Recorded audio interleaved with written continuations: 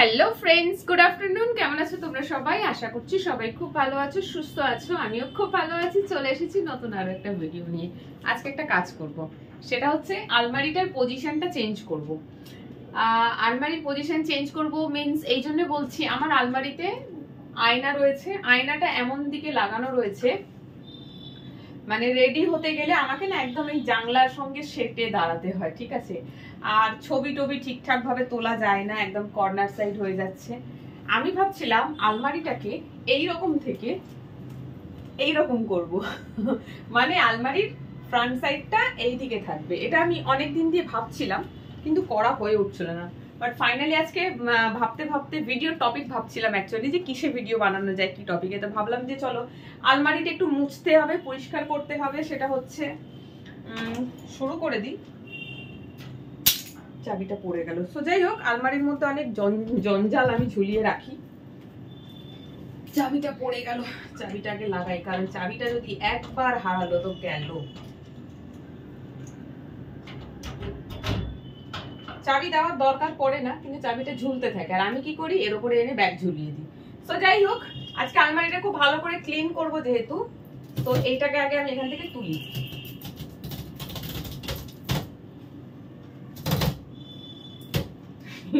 বলতে পারো one type of জঞ্জাল, যেটা আমি করে রেখেছি। আগে ছিল একটা, আবার আরেকখানে এনে লাগিয়েছি দুটো, দিয়ে সেটাকে আলাদা করে ক্লিন করা হয় না। যাই হোক, আলমারিটা ঘোরাবো আর পুরো আলমারিটা আজকে একটু মুছবো ভালো করে। কাঁচটাও না নোংরা হয়েছে।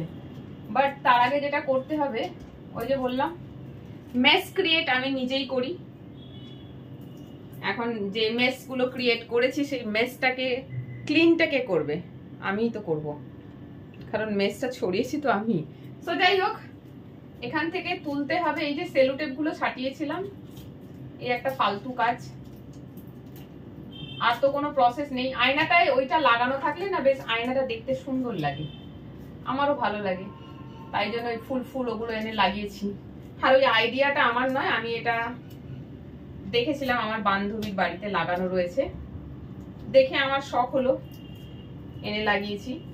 প্রথমে একটা, তাতে মন ভরেনি। প্রথমে গ্রিনটা লাগিয়েছিলাম, মন ভরেনি, আবার আরেকটা নিয়ে এসেছি। এগুলো লাগালে কি হয় জানো তো, অনেক ধুলো জমে এগুলোর মধ্যে। তো আয়না থেকে এখন সেলোটেপ তুলছি।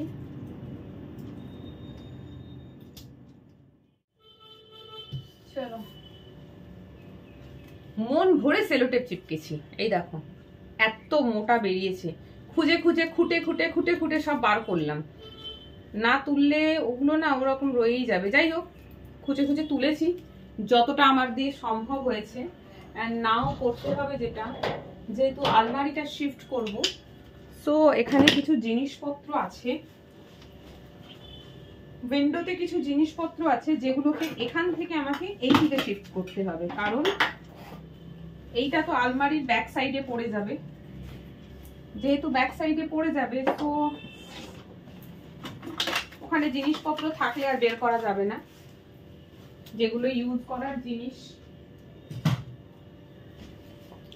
সেটাকে তো হাতের কাছে রাখতেই হবে। জানি না আইডিয়াটা কেমন হবে, আমার জানা নেই। তো মোটামুটি আলমারির পেছনে এই উইন্ডো পার্টটা একটু পরিষ্কার করে দিই।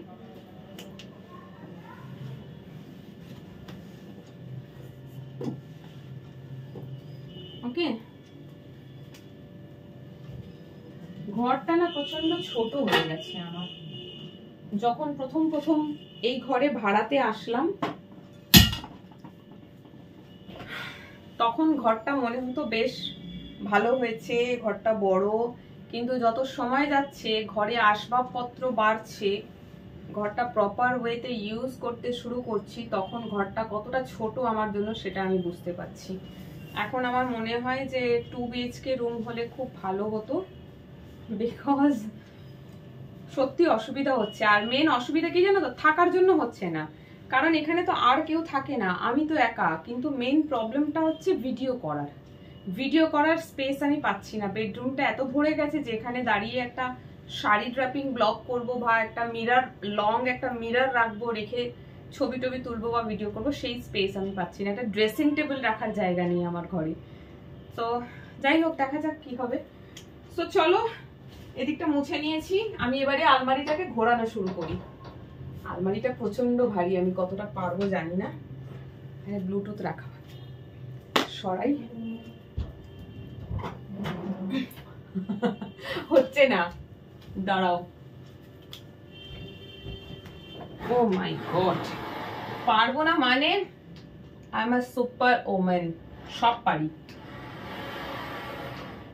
আসল কথা কি জানো তো, যার করে দেওয়ার লোক আছে সে একটু অতুপতু করে, অতুপতু না লতুপতু কি বলে, কিন্তু যার করে দেওয়ার লোক নেই সে আর লতুপতু করবে কার কাছে গিয়ে, কাকে দেখাবে যে আমি পারি না।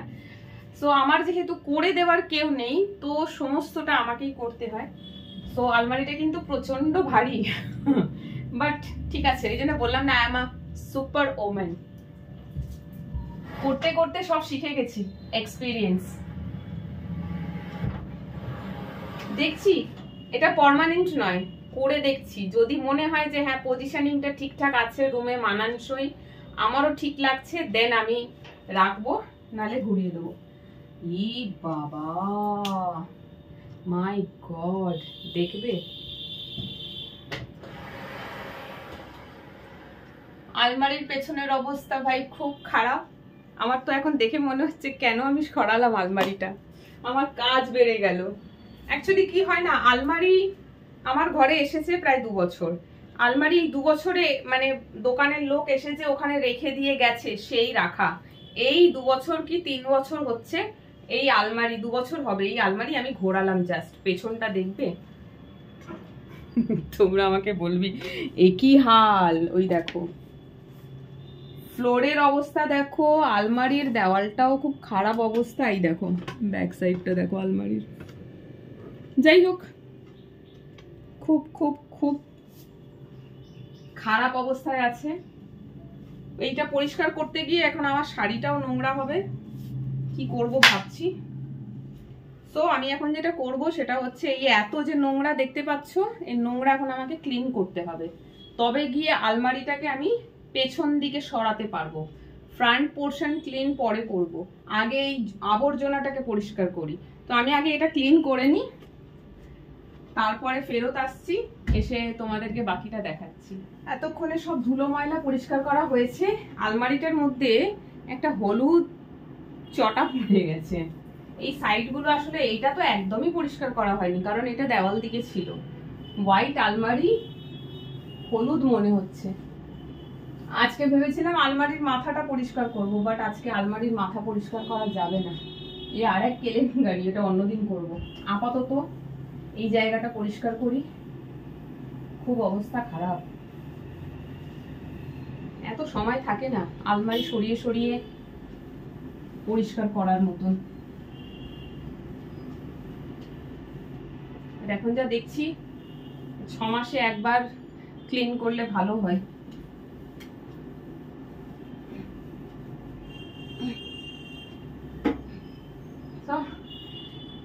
ফ্রন্ট পোর্শনটা করছি না এখন, ফ্রন্ট পোর্শনটা কাঁচ আছে, ওটা আমি কলিন দিয়ে করব। বাট আপাতত হচ্ছে এখানে ভিজে একটা কাপড় নিয়ে এসেছি, এখন এখানে কলিন দেওয়াই যাবে না, কারণ এত ধুলো পড়েছে, জলের কাপড় দিতে এটা না হলুদ হয়ে যাচ্ছে, উঠে যাচ্ছে, এমন নয় যে ময়লাটা উঠছে না, বাট হলুদ হয়ে যাচ্ছে, প্রচন্ড ধুলো। ভিজে কাপড় দিয়ে মোছা হয়ে গেছে, এবারে শুকনো কাপড় দিয়ে মুছছি। আজকে আলমারিটা ঘোরাতে গিয়ে পুরো ফেসে গেলাম, নিজেই ফেসে গেলাম নিজের কাজে। মানে আমি ভাবতেই পারিনি যে এত ধুলো থাকবে পেছনটা।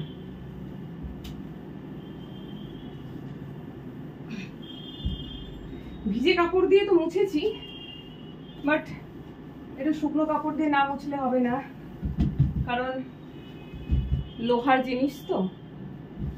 ভিজে দিয়ে মুছলাম কারণ প্রচন্ড পরিমাণে ধুলো ছিল, শুকনো দিয়ে মোছা পসিবলই ছিল না, পরিষ্কার হতো না ওইভাবে। তাই জলটা একবার শুকনো কাপড় দিয়ে মুছে দিলাম। এখনো তো এই সাইডটা করা হয়নি, আর ফ্রন্ট বাকি আছে। এটা আগে করে দিলাম কারণ এই সাইডটা ব্যাকে চলে যাবে।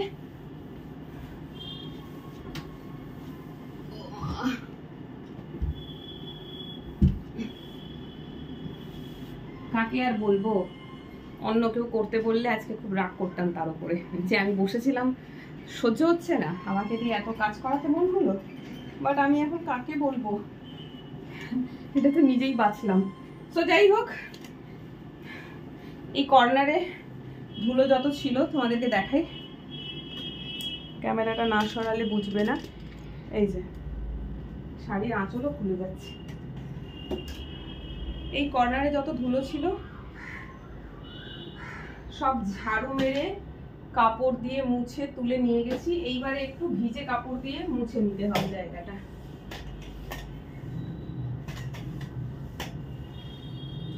আবার ঘর পরিষ্কার করতে হবে আমাকে, এক্সট্রা কাজ হয়ে গেল এটা।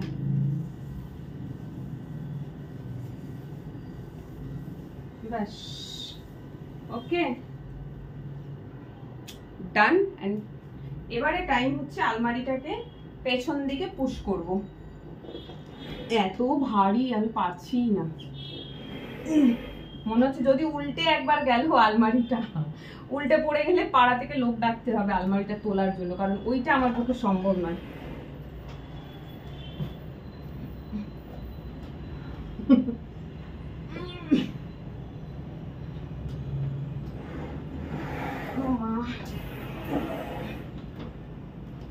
রক্ষে করো।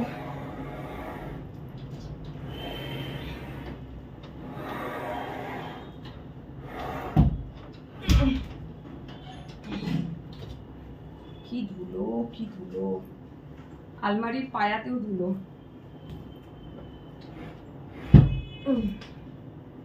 ঘরের স্ট্রাকচারটা একটু চেঞ্জ করলাম, এখন এই জায়গাটাকে ভালো করে ক্লিন করতে হবে, মুছতে হবে। স্ট্রাকচারটা চেঞ্জ করলাম ইন দ্য মিনস আয়নার সামনে দাঁড়িয়ে একটু ভালো করে শাড়ি পরতে পারবো, রেডি হতে পারবো, ভিডিও বানাতে পারবো। অনেকদিন দিয়ে ইচ্ছে ছিল একটা ড্রেসিং টেবিল নেব, বা ড্রেসিং টেবিল রাখার মতন আমার ঘরে জায়গা নেই।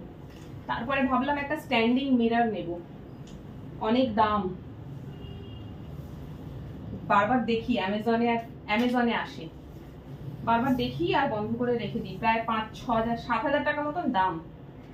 যাই হোক, এখন তো পসিবল না, বাট মিরর যে যে ভিডিওগুলোতে আমার প্রয়োজন পড়ে সেখানে এইভাবে আলমারিটা রাখলে মিররটা ইউজ হবে। আর এই দিকে হচ্ছে জানলার যে কাঁচ, আলমারিটা এখন যেদিকে করলাম হাফ জানলা ওই দিকেই খোলা থাকে, যেহেতু স্লাইডিং, দুটো স্লাইড এই পাশে থাকে, মানে আলমারির পেছন দিকে। সো এইদিকে আলমারিতে এইভাবে থাকলে কোনো অসুবিধা নেই। ব্যাস, মোটামুটি হয়েছে। এবারে এটাকে ক্লিন করে নিই, জায়গাটাকে খুব ভালো করে এবারে ক্লিন করি, করে তারপরে ফ্রন্ট পোর্শনটা ক্লিন করব, করলেই আলমারি রেডি। আলমারি পরিষ্কার হলো, এবারে ফ্রন্ট সাইডটা বাকি রয়েছে। ওই সাইডটা তো মোছাই হলো না, আমি দেওয়ালে লাগিয়ে দিয়েছি, এখন আর ভাই ঘোরাতে পারছি না। যাই হোক, চলো আলমারি ফ্রন্ট সাইডটা ক্লিন করতে হবে। সো আমি এখানে কলিং নিয়ে এসেছি, কলিংটাকে একটু ছড়িয়ে দিই। আলমারির আয়নাটা বেশ নোংরা হয়েছে, এতদিন তো পরিষ্কারই করিনি। রোজ ভাবি করবো করবো, ওই যে ল্যাদ খাই, বসে বসে করা হয় না। ও বাবা, বল না, পুরো আলমারিটা কলিং দিয়েই করবো পরিষ্কার। আমি কলিংটা দিই। আর কাঁচ পরিষ্কার করার জন্য না, সত্যি বলছি, কলিং এর প্রয়োজন হয় না, পেপার আর জল, এই দুটো জিনিস ইউজ করলেই কাঁচ খুব ভালো পরিষ্কার হয়ে যায়। আমার কাছে এখন পেপার নেই, পেপার থাকলে আমি তোমাদেরকে করে দেখাতাম। পেপার দিয়ে খুব ভালো, এত ভালো কাঁচ পরিষ্কার হবে পেপার দিয়ে, যেটা এই কলিং দিয়ে হবে না।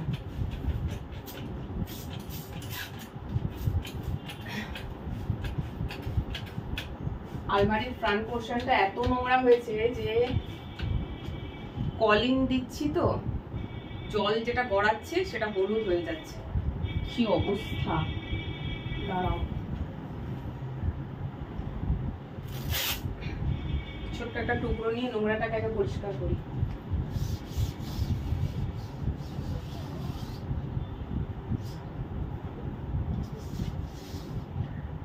এবছর আমার ঘরে অনেক কাজ ডিউ পড়ে রয়েছে, করাই হলো না। যেমন এবছরে আমার জানলার পর্দাগুলো চেঞ্জ করা হলো না, বছরে একবার চেঞ্জ করি। আলমারিটা এই যে পরিষ্কার করছি সেটাও করি, তখন করা হয়নি, অনেক লেটে করছি, তাই নোংরাটা আরো বেশি হয়েছে। কাপড়টা যদি সাদা রাখতাম, মানে যেটা দিয়ে এখন আমি মুছছি আলমারিটা, যদি এটা হোয়াইট কালারের কাপড় হতো বোঝা যেত, মানে তোমাদেরকে দেখাতে পারতাম কি পরিমাণ নোংরা হয়েছে। বাট হোয়াইট কাপড় নেই, তাই এটা দিয়ে করছি।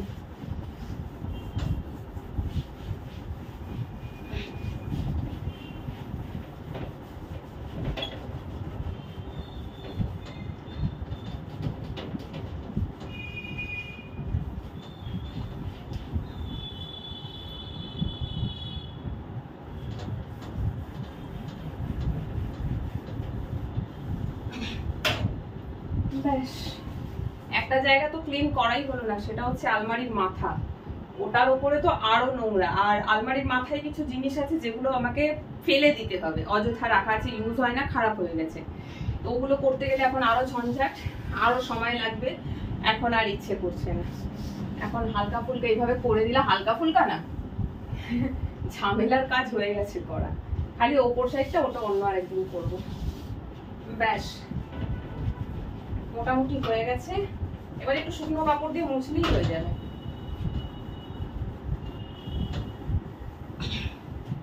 ডান। খুব নোংরা হয়েছে, আর কলিং দেওয়ার প্রয়োজন নাই। এবার একটু শুকনো কাপড় দিয়ে মুছবো।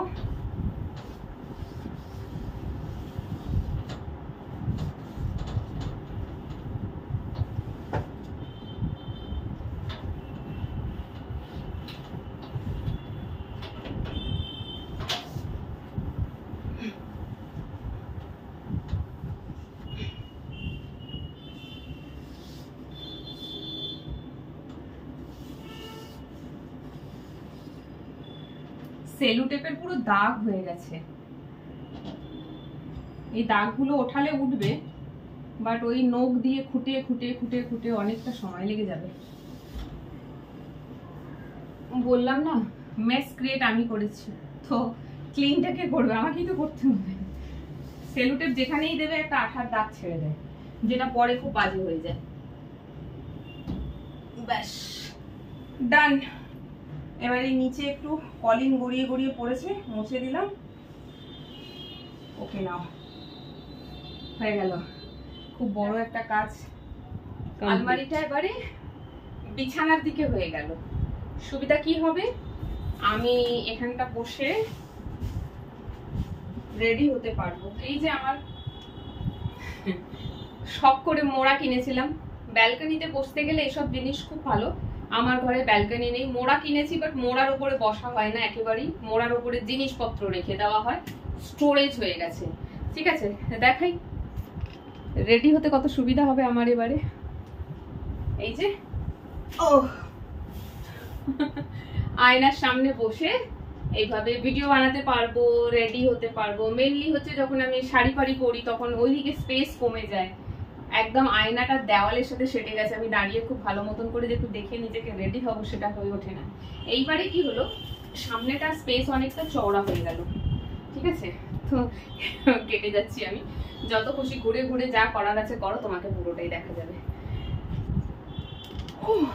এই কাজটাই বাকি ছিল, কবে থেকে ভাবছি করব করব করব, করা হয়নি। আজকে ফাইনালি হলো। তাও হলো আলমারির মাথাটা ক্লিন করা হয়নি, ওটা অন্যদিন করবো। আর এই দেখো, এটা দরজার সামনে বাঁধতে হবে। এটা হচ্ছে ওম মানি পদ্মে হাম, ওম মানি পদ্মে হাম। এটা দার্জিলিং থেকে কেনা, গাড়িতে বাঁধা ছিল, বাট এটাকে গাড়ি থেকে খুলে ওয়াশ করেছি, তারপর গাড়িতে বাঁধা হয়নি। এটা ঘরেই পড়ে আছে, ভাবছি গাড়িতে আর দেবো না, অসুবিধা হয়। তো এটা এখানে ঝুলুক, পরে এটা দরজায় বেঁধে দেবো। আর তোমরা ভিডিওটা দেখো, কেমন লাগলো কমেন্ট করে জানিও। অনেক কষ্ট করে আজকে এই ভিডিওটা বানিয়েছি, জানি একটু লম্বা হয়ে গেছে, কারণ পুরো কাজটা করে ভিডিওর মধ্যে দেখাতে গিয়ে ভিডিওটা বড় হয়ে যায়। তাও তো অনেক পার্ট কেটে দিয়েছি, পুরোটা করার চেষ্টা করিনি, তাহলে ভিডিওটা একটা ছোটোখাটো শর্ট ফিল্ম হয়ে যেত। সো যাই হোক, অনেক কষ্ট করে ভিডিওটা করেছি, পুরো ঘেমে চান হয়ে গিয়েছি। ফ্যানটা বন্ধ ছিল শুরুতে, কারণ ধুলো উঠছিল, তাই ফ্যান বন্ধ রেখেছিলাম। ফ্যান তো যখন মুছছিলাম পরে চালালাম। তো ভিডিওটা দেখো, কেমন লাগলো কমেন্ট করে জানিও। টাটা। আর একটা জিনিস কিন্তু অবশ্যই বলো, সেটা হচ্ছে এই যে আলমারির সেটিংটা করলাম, কেমন লাগছে সেটা বলো। ঠিক আছে, আমার তো মনে হচ্ছে যেন আলমারিটা ওদিকে ঘুরিয়ে এদিকে একটুখানি জায়গা চওড়া হয়ে গেল, ভালো হলো। জানি না, দেখা যাক। আপাতত এইভাবেই সেট করে রাখলাম, আমার ভিডিও বানাতে খুব সুবিধা হবে। তো তোমরাও জানিও আলমারি সেটিংটা কেমন হলো। তো আজকে এই অবধি, সবাই খুব ভালো থেকো, সুস্থ থেকো, টাটা।